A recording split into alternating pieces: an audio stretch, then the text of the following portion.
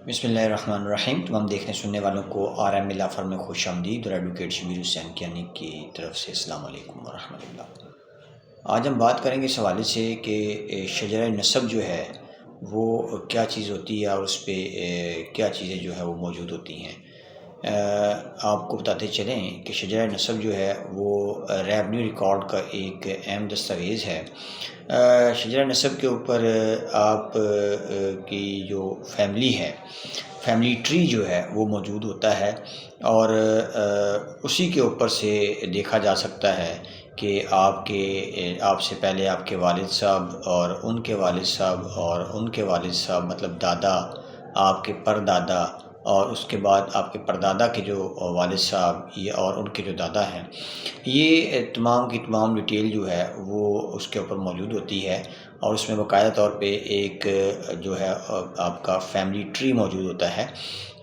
इस डॉक्यूमेंट को शजरा नसब कहते हैं और आप वहाँ से आप इजीली अपने तमाम जो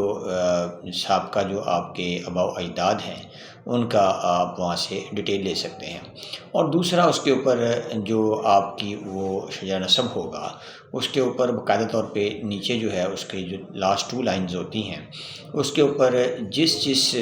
खेवट में उस मौज़ा में आपके जो आबाओ अजदाद हैं वो प्रॉपर्टी में मालिक होते हैं, वो तमाम की तमाम खेवट जो हैं वो आपको खेवट नंबर वहाँ पर मिल जाएंगी।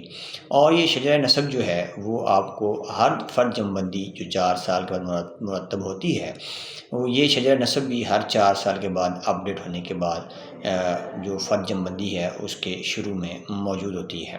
और अगर आपको इसका रिकॉर्ड लेना हो तो आप ये पटवारी साहब से भी इसको ले सकते हैं। और अगर पटवारी साहब आपको सपोर्ट नहीं करते या आपके साथ उनकी जो है ना वो अनबन है किसी भी हवाले से, तो आप इसको ADLR के ऑफ़िस से भी ले सकते हैं और इसको आप अपने